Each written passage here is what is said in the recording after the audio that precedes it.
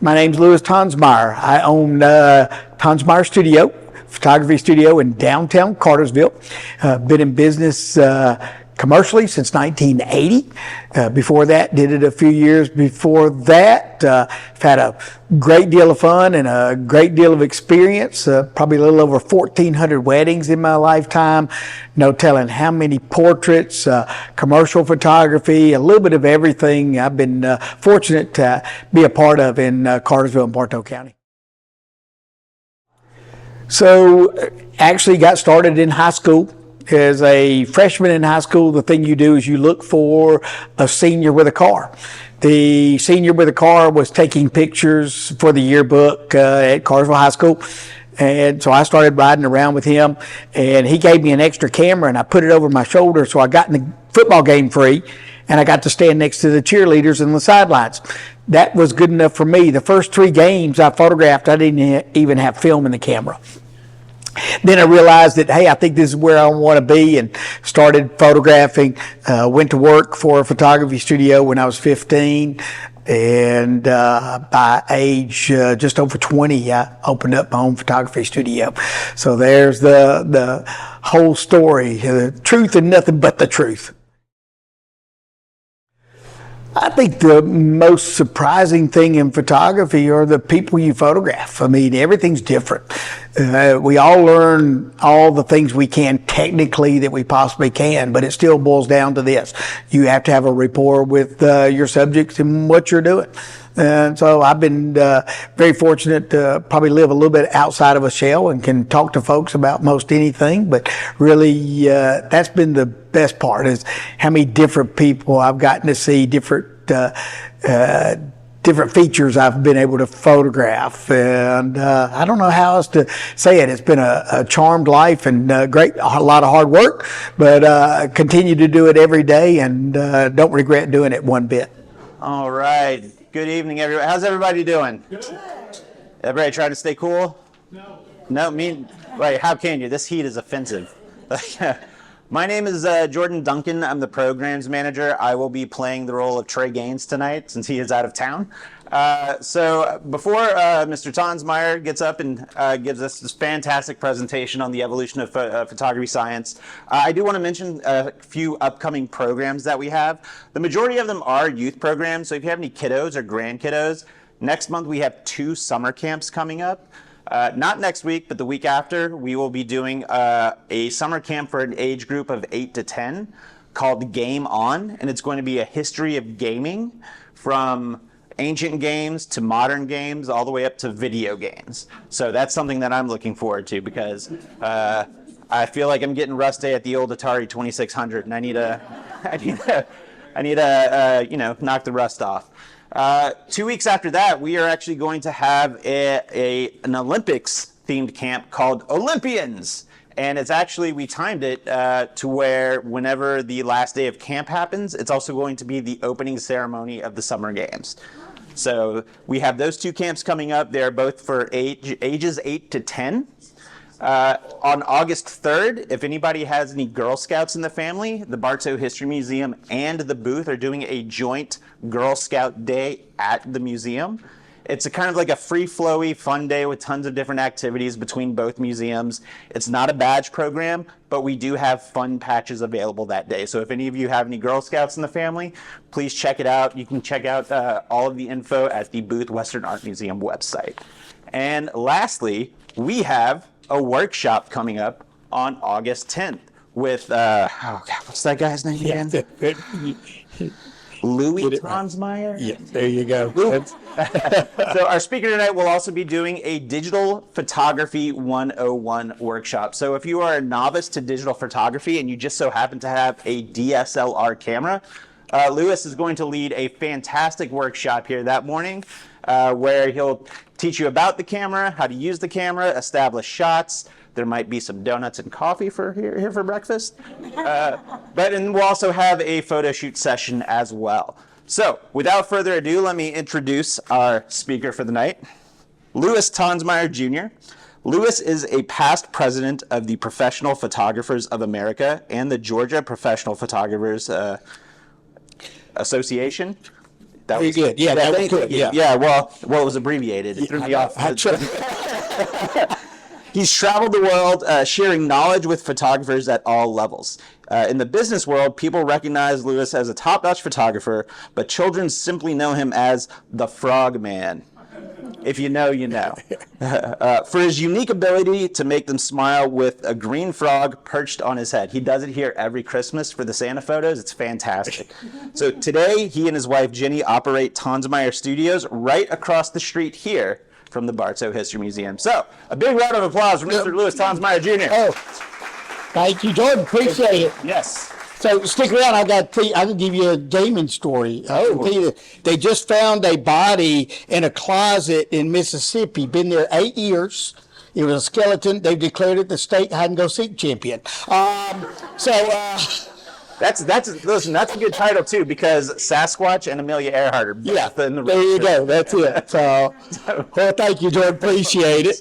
Well, good evening, everybody. Welcome. Hope y'all enjoy this. I put this together years ago. It was funny when Trey asked me to do this, and you're going to see some things that not a lot has changed over the last 8 or 10 years. Been a few things more in computers and a few things in cameras, but not much. But I'm going to hopefully walk you through some of the beginnings of photography. We're going to skip through some things, but by any means, ask any questions. I'll be glad to, if I don't know the answer, I'll make something up. We'll just kind of go that way, but hopefully this will be kind of fun. And but just jump up, raise your hand, do whatever. So don't feel that you can't ask questions. So here you go. I'm trying to figure out where I can stand without blocking everybody. But 1826, and there's things that you're going to find in these early years that some people are going to say Nipsey did this. Some people are going to say Daguerre. You got two people in two different areas, both trying to do the same thing.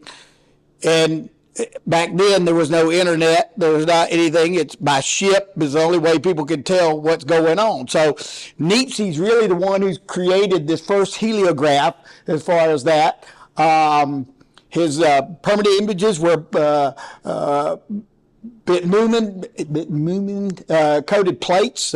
These were glass plates with emulsion painted on them, and that's how he created the photograph that way. Again, somewhere around 1826, again, you're going to see that the next guy who gets probably much more as far as the publicity of being the first photographer is Daguerre.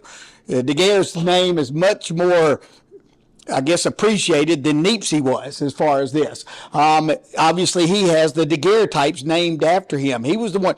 One thing you're going to find out, in these early stages, photographers were scientists. They weren't artists. They weren't image makers. They were scientists. They were the ones that were using the whole idea of science to create this.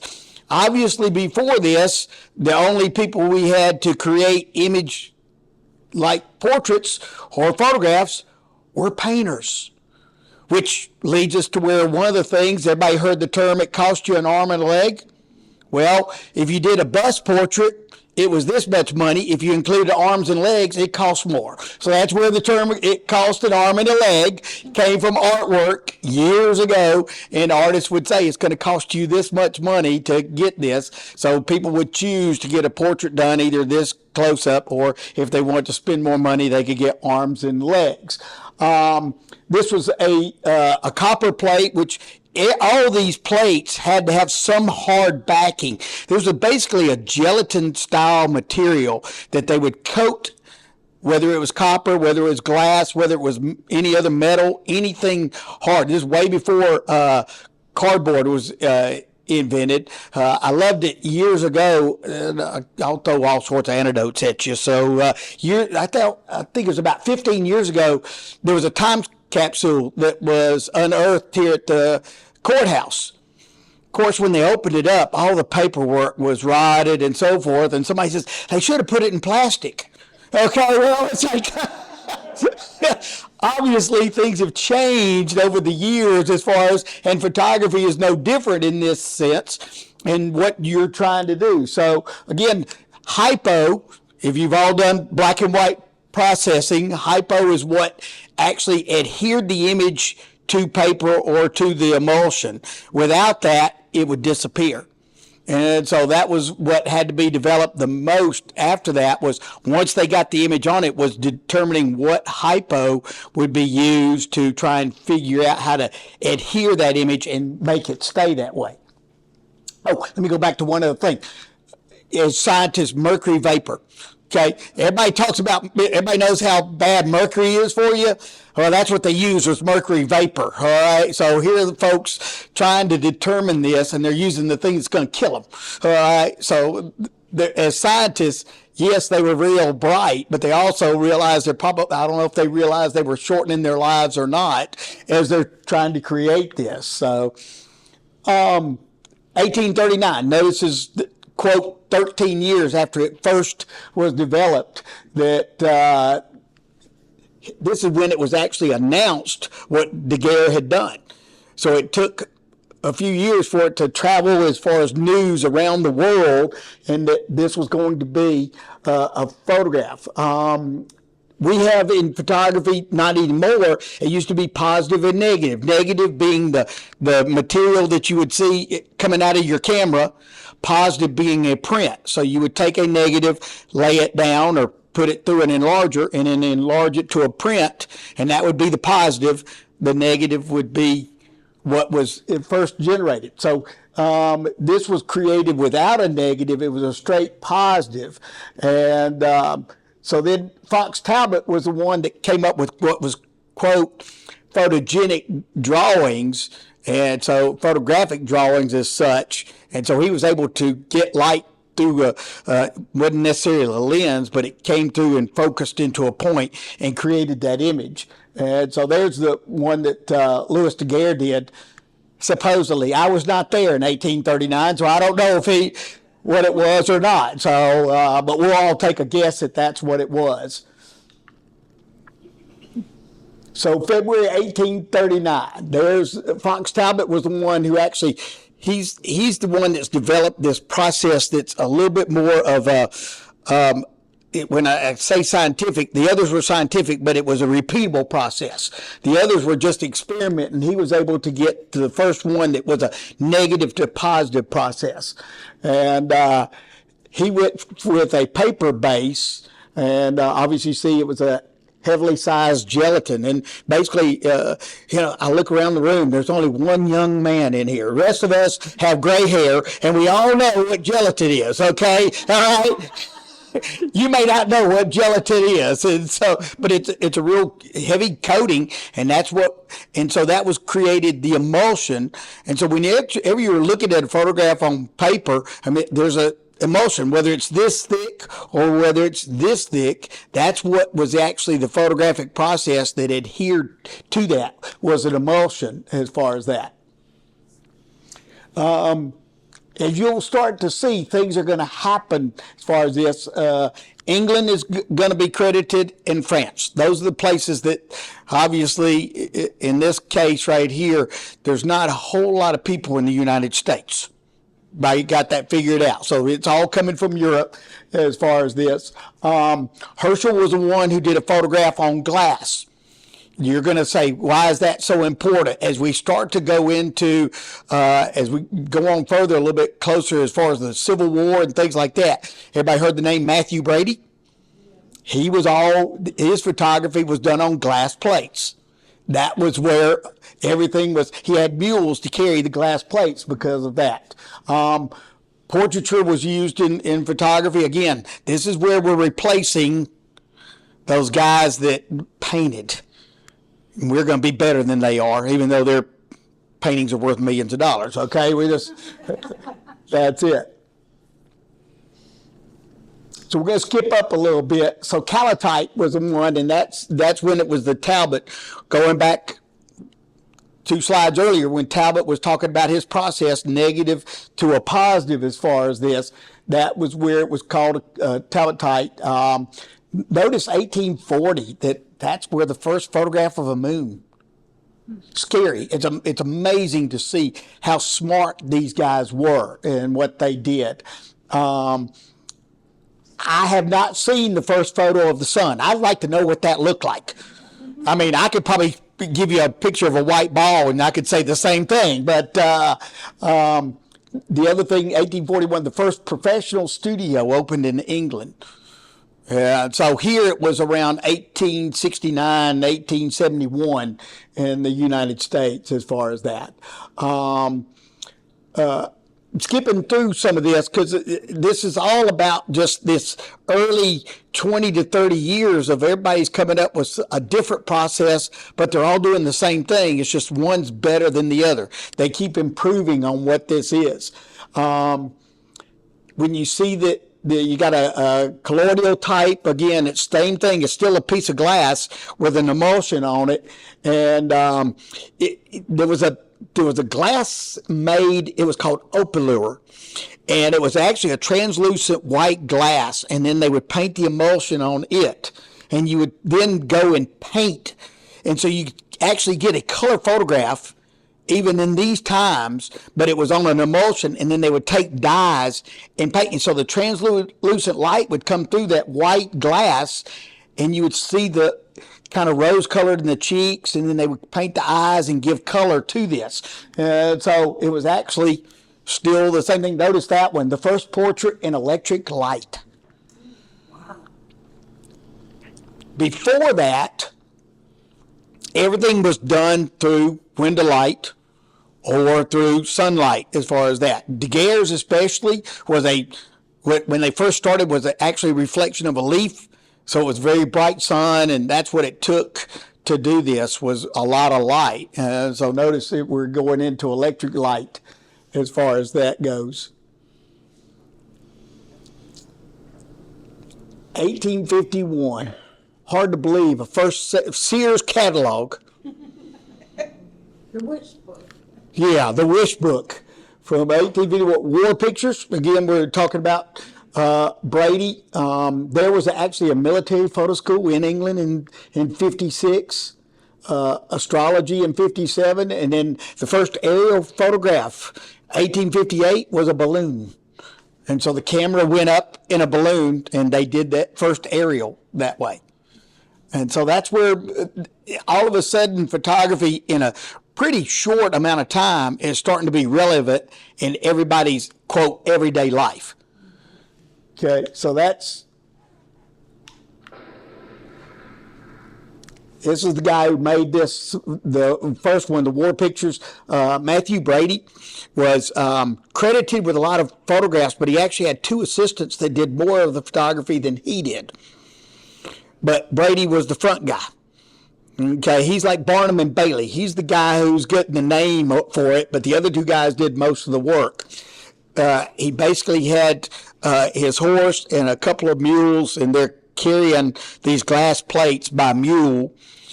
Supposedly Matthew Brady, if you look at all his different war pictures, had a gun in each picture, and he had his own gun, and he would go and lay it in the picture for effect. So he'd find a dead body that was there, but he'd say it needs a gun. So he'd put the gun in the picture. And so that was what he was known for as far as that. Again, all of a sudden, here we go. We're starting to see pictures in printed pieces like this. Of course, printing was starting to evolve as well with this.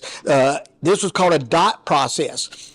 And so basically the plates that you would use for this had dots. So if I zoomed in real closely on that picture of the building, you would see dots, just thousands of dots. And that's what the ink would adhere to, were those dots. And so it's a series of dots. Now, go forward 100 plus years, pixels are the same thing. It's just a bunch of dots, but they're not called pixels now, that create a photograph.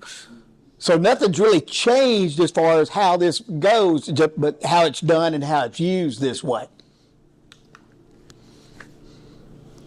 Anybody recognize that fella? Did y'all set your recorders? I'm planning on going until 10 o'clock. I'm just kidding. So we... Buddy, I'm on the clock. You can keep going. Oh, yeah, but there's something going on at 9 o'clock. I just can't remember what it is.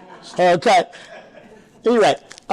Notice in the 1860s, there's our first photography for political campaigns, meteorology or cloud pictures, police work, underwater photos, which I find really, I would love to know if the Nunley ever did that. Is everybody familiar with the Nunley, which was this submarine that sunk off the coast of South Carolina?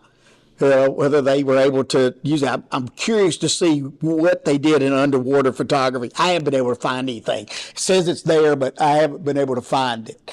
But this one was done by Brady as well. He, again, was the one to first photograph Lincoln as far as that. So there it is, Matthew Brady. That's his photograph. You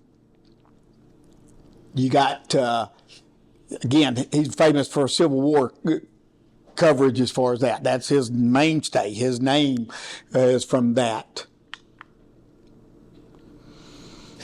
All right, so everybody heard the name George Eastman. Now let's figure out where this goes as far as that. He's the one who actually patented the coating on the machine. Muybridge, it was a one who did first thing as far as getting movement. Muybridge, as you see right there, of humans and animals, he would be able to stop action. He's the one that was able to transfer light and stop that movement. Before, going back to what Matthew Brady did, everyone sees in family and other portraits how stiff everybody is. Well, they had 2x4s in their back. And then they would have chairs with arms, and they would make them sit like this because the exposure was done with what we called north light. And the reason it was done with north light is the sun tracks east to west. If you face the north, the light was even all during the day. So whenever artists and other folks, they used north light. It was always north light was the best of the light because it went this way and tracked, and so the light would always come in and photograph. Well, he's the one that actually was able to stop action that way and figure those things out. Eastman Kodak George Eastman was the real, that name is synonymous with photography. They're just, forget these other folks who created, invented, and do that. George Eastman was the one that brought it to the masses. There's no doubt. Before that, I mean, you were by luck. People were not photographers unless you were a true professional that did this. I've heard all sorts of reasons of what the name Kodak came from. I don't know. It was supposedly at one time because of the way the action of the camera went. It went Kodak. And that's how the name Kodak supposedly is one of the things that have come back that's where that came from. Notice he was the one that got the first one, photographic film and paper, check results of horse races. That's where the name photo finish came from. Thomas Edison, this is what people don't realize, was a photographer. And so that's where, you don't hear about Thomas Edison. All you care about is he invented some kind of thing called light. I mean, electric light as far as that sort of thing. But George Eastman by far was the one who actually took photography from a science-based into a base for the masses. Without George Eastman, there's no telling where we would be today. I'm convinced of that. How about that? The first X-ray of 1896. Notice the name Kodak again, okay? Kodak is just all over the place through this. All right, so let's get into what now we're starting to talk about true cameras as far as this. Before this 1900, the cameras were on tripods, and the light would come in through the lens and would expose the plate or the film. And what they would do is they would take the lens cap off, count 1001, 1002, and then put it back on. That's how you could tell how long it was exposed.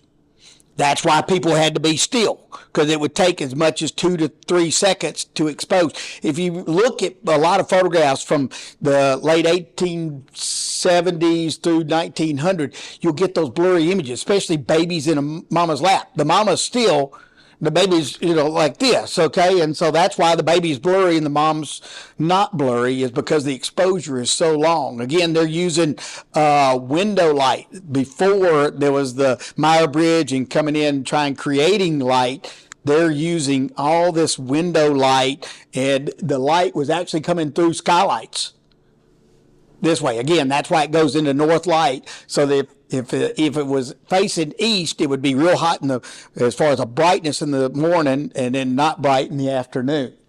So Graflex is one of the first what we call single lens reflex.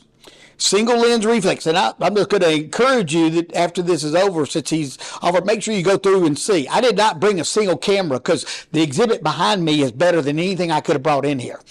And so I'm not being lazy. I'm just telling you 30 steps this way, you got everything you could want. Single lens reflex just means that you are looking through a mirror, then through the lens. That's what the word single. Otherwise, what we had, how many of you had a Argus 35 millimeter that had just a straight glass viewfinder? Well, you just had to get close, okay? Or the Brownie like this, that it would focus at waist level. That was called a waist level finder, and you would just go like this. Okay, you couldn't go like this. You didn't see anything. It had to be at waist level. That was the way it was designed as far as that. You weren't looking through a mirror at that point. Single lens reflex, the light would come through the mirror and then through the viewfinder, and that's how you could look through it. So what would happen is the action of the camera is the mirror would flip out of the way, and then the film would be exposed through the lens, and then the mirror would flip back down. So that's where the single lens reflex came. Notice 1913 is when we first got rid of glass plates, and now we're on Eastman Kodak film. Okay. I found this one was hard to believe, that 1828 was the first bank records. Now, I remember in bank records here in the 70s and 80s was still by hand. It wasn't even microfilm. Maybe there was some that I didn't know about. So, and then Kodak was the major manufacturer of motion picture film. If you go back and look at films in the 40s, 50s, probably through the 80s, late 80s, it was majority Kodak film. And so what's happened is, through all the years of Kodak, the technology is the one that drove Kodak out of business. And you'll see where they had opportunities that they just let go by. 1940s. Obviously, without photography, how would we know exactly what Adolf Hitler looked like? How would we know any of the world leaders of, coming from the 40s? Winston Churchill. I mean, some of his portraits, some of the most famous right there, black and white. They're just absolutely awesome. And so all of a sudden, photography is the recorder of history. And everybody can talk about what's been written and what's been done, but we all remember photographs. And I mean, photographs that have influenced us for years. Anybody remember this one?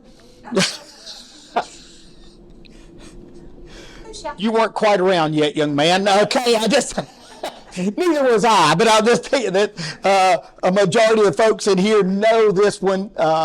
Again, this was recreated. Was it 10 years ago? It was recreated by multiple. That's how famous it was. This photograph was recreated. What did they get? 2,000 couples together 10 years ago to try and recreate this one image. Now, name something else that people have really just tried to go back and look at from something from the 40s.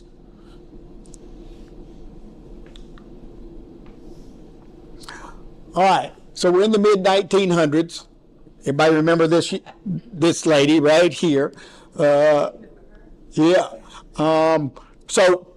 1945 is our first time for color to be introduced. Now, the way color was done then was called separations. And separations were the mixture of three colors. And that was blue, green, and red. And so you would have, and some of them used yellow, but you would then have plate 1 that had the image in yellow, plate 2 the image in red, and then plate 3 the image in green. When you mixed them all together, it gave you the correct colors. And this color separation actually was probably one of the most stable color processes we ever had. Because of the stability of it. Because I'll show you as we get into this, the 1970s was the first time we talked about the environment. And so how many of you have some pictures from the 70s that are turning purple? That's all processing because of the environment as far as that. We had Type C and Type R prints. I know it says 55, but I remember doing Type C paper as far as that. Kodachrome. Kodachrome was slide film. Greatest film ever made. The color quality was absolutely amazing. So 3M, Kodak held all these patents real close to themselves. So the only way you could get Kodachrome film process was send it to Kodak. So we all went to, let's see, there was Fox Photo, had a little booth over here in front of Nemar Village, and you could drive up and drop your film off. Didn't matter if you dropped it at Fox Photo or at Eckerd's or whatever, that film went to Kodak because nobody else could process Kodachrome. First time our government got into the middle of this, 3M Corporation sued Kodak over the rights to process Kodachrome film. They said it was a monopoly, even though they were the one that devised it. They're the ones that figured out the process. Well, after a long court battle, 3M won. They won $1. But they were also able to process Kodachrome, which was K12 process.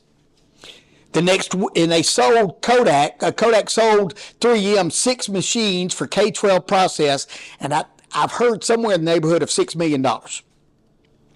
The next week, Kodak introduced the new process, K14, that it didn't work on the old machines. Just to give you the idea of how pertinent that Kodak was, that they're going to protect their patents one way or the other, but that's where that came from. Notice the word Ektachrome. Ektachrome was then the next series of film, and it was generic. It was probably the first time that you're going to see a generic slide film. Kodachrome was held so closely, and Ektachrome never quite had the same color abilities that Ektachrome did. But Ektachrome was an E9 process at the beginning, then changed to E6. But Ektachrome was slide film that we could all do our own slides this way. But slide film was always real critical. It was kind of like Goldilocks and the Three Bears. Okay, they would either be too bright or too dark, and then the one in the middle was the best. So whenever we did Ektachrome and slide film, we'd have to do one underexposed, one over, and one in the middle, hoping we'd get one really good. And that's how that worked as far as that goes. Anybody remember watching this one? Neil Armstrong, 1969. See, I was 11. Remember being able to stay up and watch what Neil Armstrong did, so I had to kind of figure that out. Again, that was on the Kodak Ektachrome film. As far as that, it was a 70 millimeter Hasselblad that recorded that. All right, let's go into the digital age a little bit here. So this guy named Steve Sasson, who I met, most humble man I've ever met, and he never had a clue. He says, I didn't know what I was doing. He said, I didn't realize I would revolutionize photography. So he creates this digital camera right here. Notice he didn't like to carry it around. It weighed 8 pounds. Okay. Just to give you an idea, this right here is 16 megapixels. That's 0.01. 0.01, okay? Notice it took 23 seconds to record, and it went to a cassette tape. That was the first digital recording right there. So Kodak was the one that held that patent for digital photography. And this where it might be the best place to tell you where Kodak blew it. Kodak, their folks lived in, and I still think ancient history, in that everybody was going to print photographs. Because since the 40s, everybody's printed photographs. So they said, we're going to give this digital technology away, but everybody else still print. Instead of licensing, Kodak would still be around today. If they licensed it, every one of these, they would be making money off of. Instead, they gave the technology away, thinking that everybody would still print every picture that was taken. So it's, when they essentially went out of business, supposedly they were holding somewhere in the neighborhood of around 10,000 patents, just sitting there holding them. And so it was probably one of the most mismanaged. Hate to say you see that as you look back, probably one of the most mismanaged companies of not looking forward and always looking back. Even though they're doing the technology, it's so amazing that they could look so forward here and so back here. All right. So 1972, actually, Texas Instruments was the one that came up with the first filmless camera. As far as that, Sony Maverick was introduced in 1981. There you go, to call back Kodak again, the first image sensors. And so again, they were the ones that created this sensor that's now in the cameras this way. 1991, I was watching a movie not too long ago, and I wish I could remember the name. It's about a kid who is writing for Rolling Stone back in the 70s, and he's following a rock group. And I love this part of this movie because it tells a lot about this. The guy's on the phone in San Francisco. He says, there's this new technology. You can send us a page over the phone line, and it only takes 18 minutes per page. And that's in the movie. And you think back to when internet first hit. That was something else. And so photojournalists was the one who really was looking for the digital technology. They wanted everything to happen right then. And so before, what would happen, if it give you an idea, like at the Super Bowl, probably one of the greatest sporting events of all time, you would have people on the field photographing, and then they had film runners. And so what would happen is, if you're at the AP, and you're in the first quarter, you're shooting, bam, bam, bam, bam, bam, bam, bam, bam, and then your film's out, you're handing it to a film runner who's then going somewhere across town to process the film, so it's being done that way.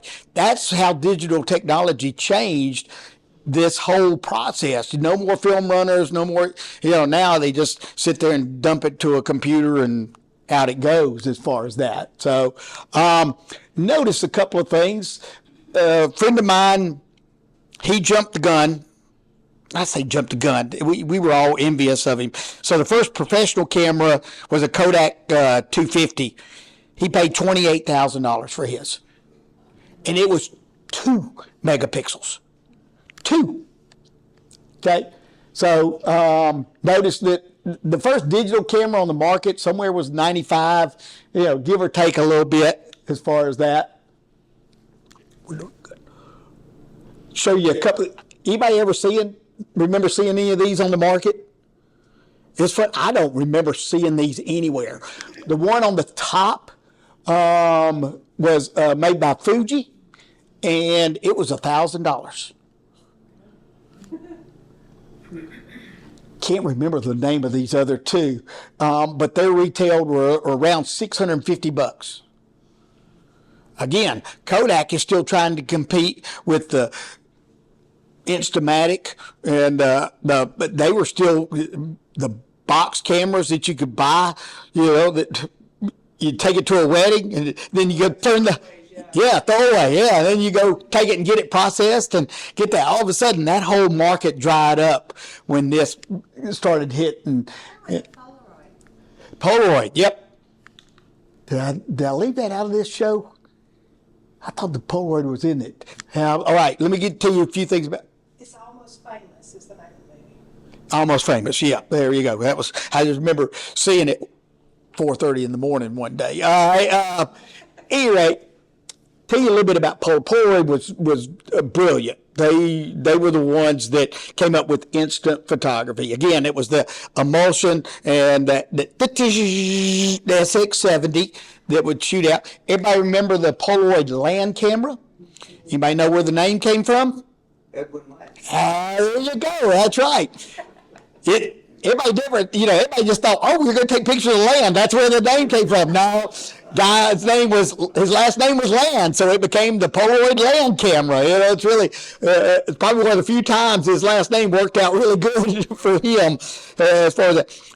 Again, Polaroid was the sheer market as far as that and what it did. And again, digital photography killed it. You know, that's, you know, what they, you know, it's kind of like there's a line in a song that says video killed the radio star.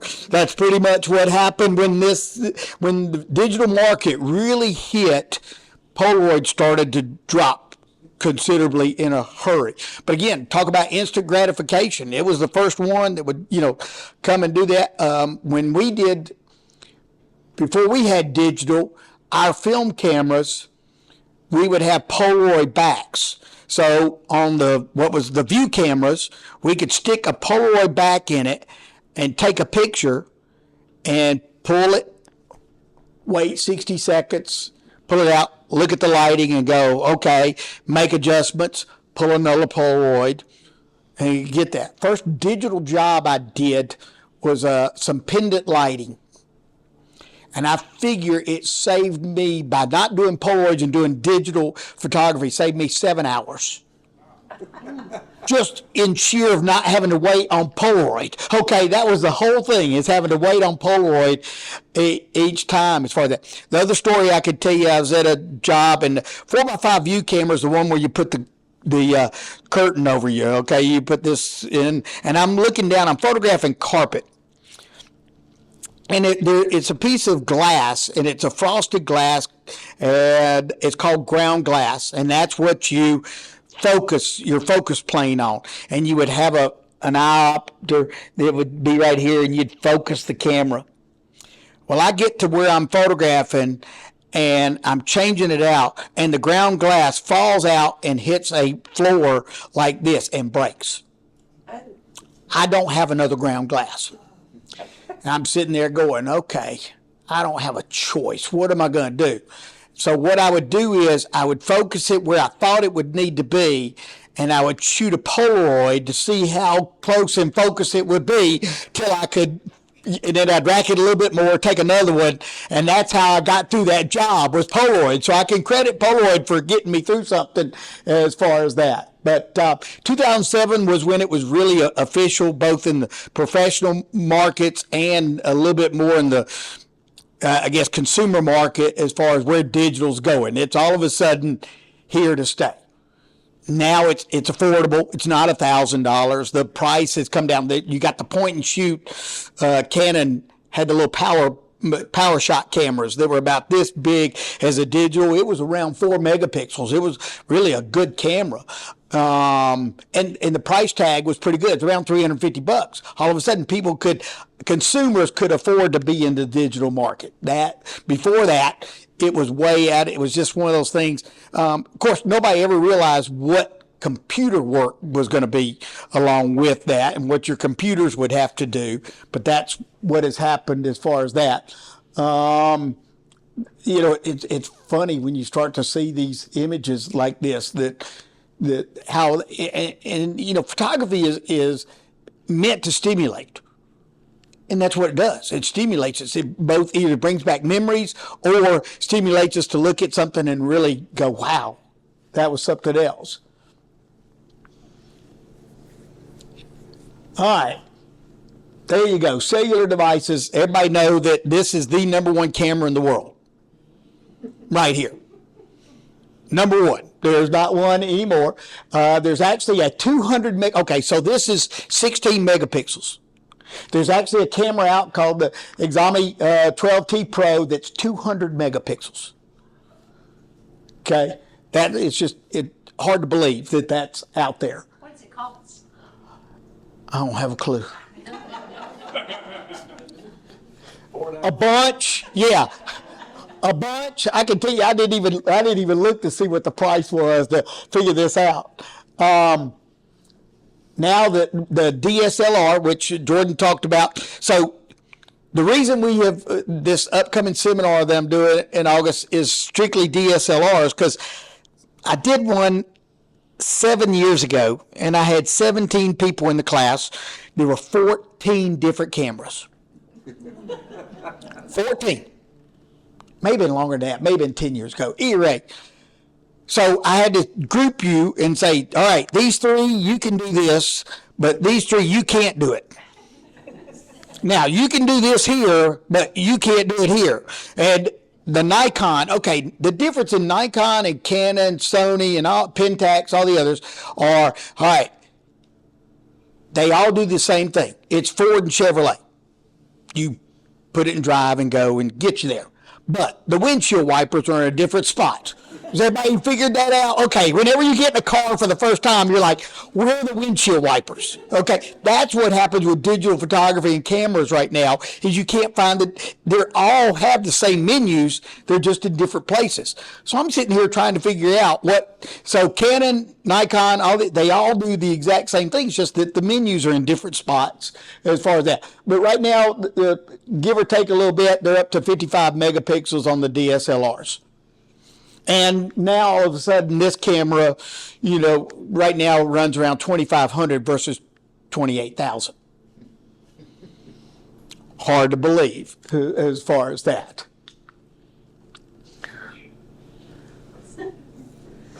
This is 61 megapixels. It's quote the most in and this is not necessarily a DSLR, it's mirrorless.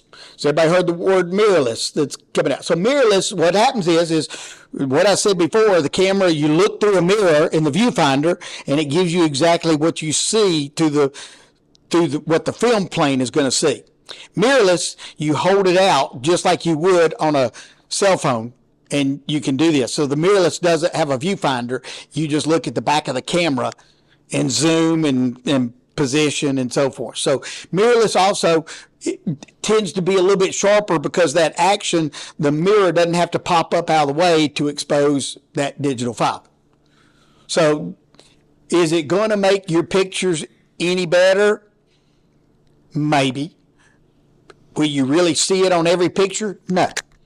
But that'll be the thing as far as that. But that's the mirrorless is probably the newest craze as far as you'll see.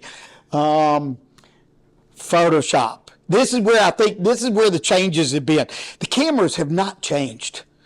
Folks, I'm telling you, from the cameras, I've got some cameras that are 10 plus years old. They do exactly the same thing.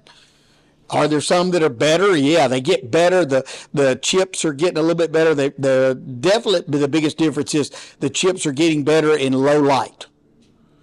And now you've got cameras, the new cameras are going up to ISOs of 38,000, 40,000. Okay, when we had film, it was 400. Just to give you an idea, okay? We had 400 speed film, we had 800 speed film. Tri-X, yeah, they had all the good stuff. Now we're talking in numbers of 38,000. So I can turn the lights off in here and take a picture. I mean, it's scary how bright this is. Photoshop, probably the one thing that has created the difference in photography today. Not for everybody, but for a majority of the uses, and both high-end amateurs up through professionals has made the biggest difference in photography right now.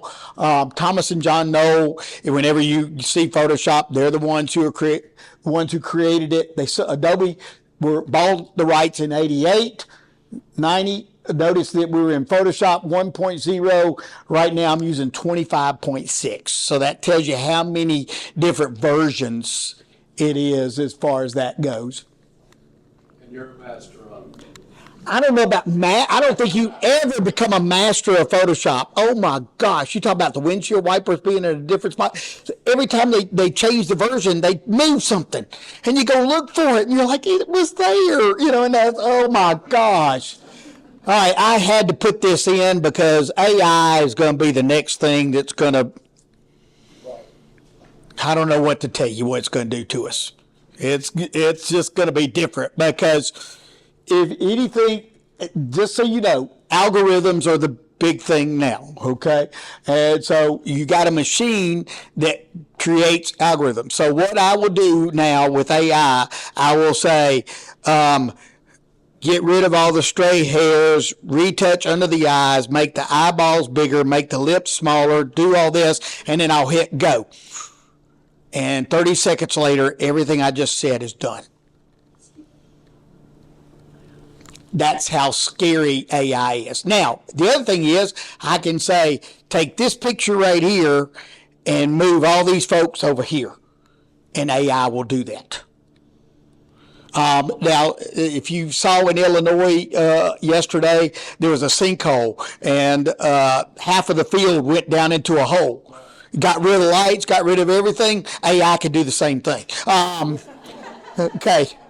That's the thing about what AI does. So, again, from composition, processing, and so forth, what you're going to see is that everything from, I mean, if you realize now, you can, if you got a paper due, you just say, I need a paper on photography, and chat will sit there and do that for you and come out with 150 words without blinking. Same thing in photography. You can make so many changes with AI. It's scary. That's just all there is to it. So I can take a photograph that I used to work on for an hour and in 5 minutes do exactly the same thing. Does Photoshop have AI, or is that a separate program? It's both. It's kind of a, there's plugins and there's some AI built into Photoshop. That's where they've gone to the subscription. You used to buy Photoshop. Now you just lease it for a year and you get all the updates as far as that. So you never own it. You just lease it and you just keep paying annual fees for it. But AI is built into Photoshop, but there are exterior plugins that will do certain things. So if I'm doing a lot of exteriors and going to make changes to trees and things like that, there's some certain programs that'll do just those things as far as that and do it better than what Photoshop will.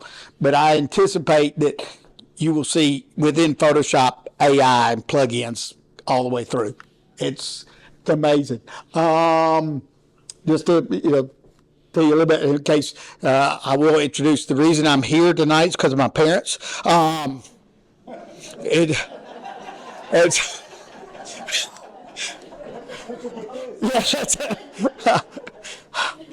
so I'm actually Louis Tonsmeire Jr. and that's my dad and mom right there, and then my current wife right there is that is Jenny as far as that. But I've been so fortunate. I was president of the Georgia Professional Photographers in the late '90s, and then 2010 I got elected to Professional Photographers of America. Traveling all over the world was pretty amazing. Teaching in China was awesome. So I know Jordan talked about my green frog. He's 43 years old. It's a puppet.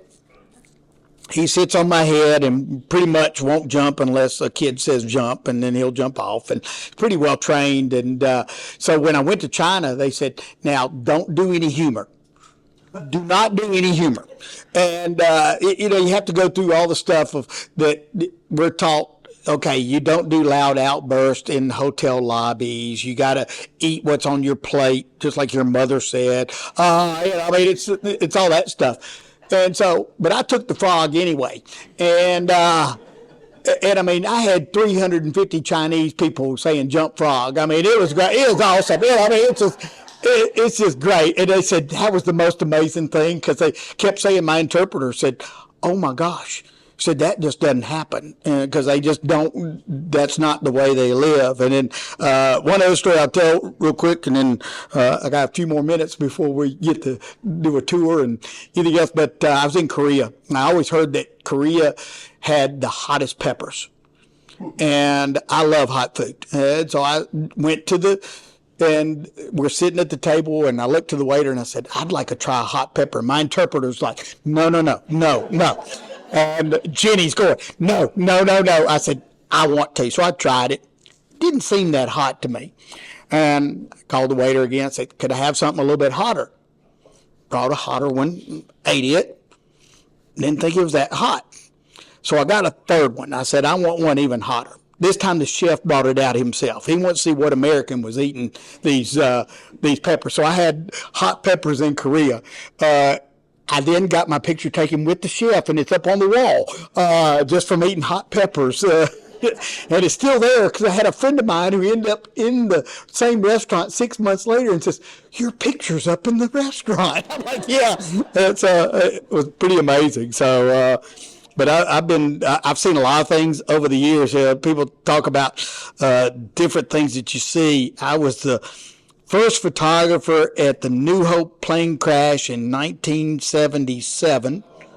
All the Atlanta photographers got caught in traffic. Who knows? Who goes figure? The sheriff's department was actually right here. And I was working at the office across the street, found out what was going on, and got over there. FAA tried to take my camera, and fortunately, one of the sheriff's department guys was right there. He goes, "Hey, he's with us, and so, and it was pretty prolific what I saw. Well, and I'm 17 years old. It was just something else. So didn't bother me back then. Ronnie can attest that black and white was the only thing available. I mean, you did color, but you couldn't process it yourself. So I was processing all black and white. It was fine until I started processing film of what I'd seen, and it was pretty rough on me then. That was something else. And seen other things that I just never thought. I've been to the top of the smokestacks at Plant Bowen and in a bucket, and just stuff as far as that goes. So it's just you never know. So. But very fortunate to live in Cartersville by all means. So, anybody have any questions? I mean, I know kind of just breeze through it. Yes, sir. Did Irwin Land, that was his name, Irwin? Edward Land. Did he make any money off that? He was my impression was he was an employee of Polaroid. He made $3.25 an hour. No, I don't know whether he got any of the, I heard he never became rich over the fact that the camera was named after him, so he must have had a lot to do with it. Steve Sasson never made anything. He was a Kodak employee. It's no different than anyone who does any kind of patent research or whatever. You might make a little bit of extra money if something gets there, but back then you were just an employee and just never thought. When I met Steve, like I say, most humble guy you've ever met. He's sitting there, like I say, just talking about it. He goes, when I got that first image recorded, and he said, I was so excited. And then I didn't know what it would lead to. I just got an image, who knew? And so, but no, to my knowledge, he did not become rich over that. And so, photography is one of those things, again, you start really looking back to the ones who invented it in the 1800s, and Niepce and Decatur, they were the ones that, did the most in getting this started, getting to saying, hey, we can record an image. And, you sit back and think about what they did as scientists is pretty amazing. So And Eastman Kodak's not in business anymore. well, they're in business. They got a few things. They don't have a professional market anymore, or they do. It's so small. It's when it used to be this, and so they've still got some in the medical field. They've still got some in the a little bit. They had a great digital camera, it just got left behind. Again, it was just one of those things. They had the Kodak 760. I had one. It was only $8,000. 6 megapixels. 6. And it was, we were so happy to have a 6 megapixel camera. Gosh, but it wasn't that good, but it was better than anything we had ever seen before. It was just something else. The other thing, I'd go back to some of the digital photography where it's transpired and gotten better. When we first had digital things, we were writing to micro drives. Micro drives were basically kind of like a cassette tape. It's a mini cassette tape, and so the image would roll across. It was so unstable, if you dropped it, you could lose your images. You talk about scary. Okay, you're like this. Okay, as far as that goes, it's kind of like at weddings. Whenever I did weddings with film, over here was unexposed, over here was exposed. It was just all there was to it. But the film never left my body. because there were people that would come in and steal your equipment. And if you left film in there from a wedding, you would lose the wedding pictures. So I remember, we'd end up at Waffle House after a wedding, and I'd take my coat in, okay, only because she was cold, but it was more that I wanted to make sure the film stayed next to me as far as that. Yes, sir. Something I've been trying to research for some. Have you ever researched the history of Littman color photography? I've just not really. I'm trying to do some more. You know, it's not based on doing the same ways we see. The color imaging we're familiar with. Same way you get an approximation of color by how much red, green, blue. This will photograph spectral light. Yeah, it's a spectral light, and it sees light differently than. It's a hologram. It mapped the image just like a regular picture, but the color was. This is in the 1800s, and they were taking holograms. Yeah, it was amazing, but.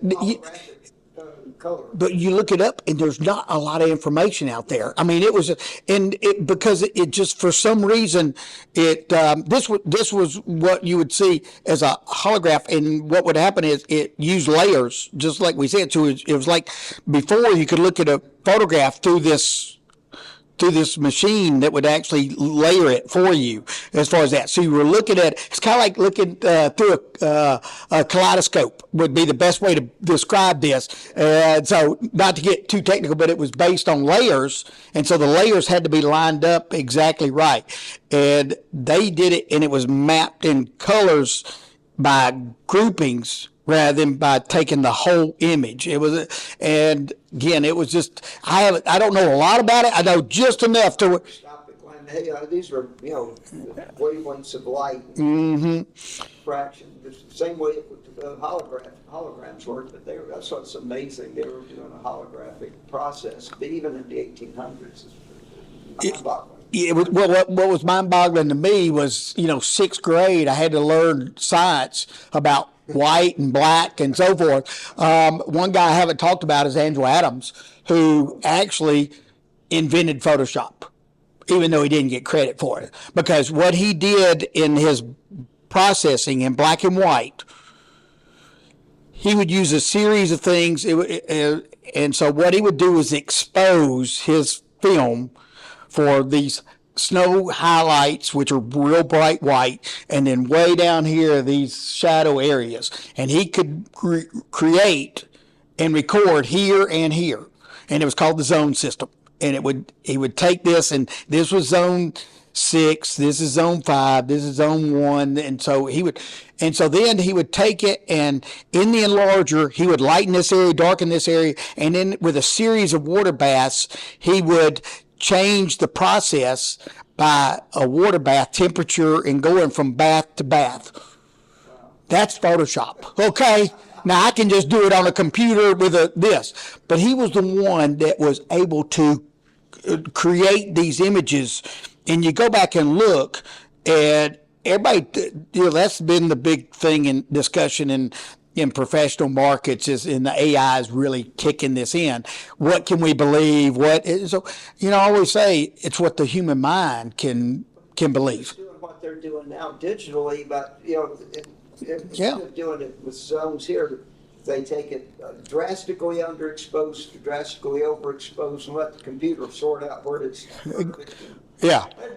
Yeah, we just layer it, no different. Adams was onto that. To me, he was doing it back then. And if you ever get a chance to see Andrew Adams exhibits, there's some out in California that are pretty awesome at some of the wineries.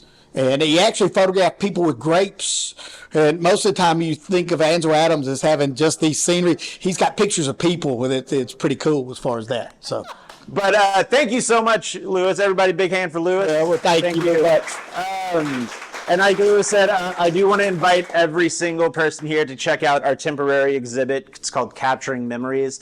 It will be open until the August 31st, if I'm remembering correctly. So if you're here now, just right there, you guys can go for it. So, but thank you so much, Louis. Yes, sure. And thank you all for coming out. We really appreciate it. Thank you.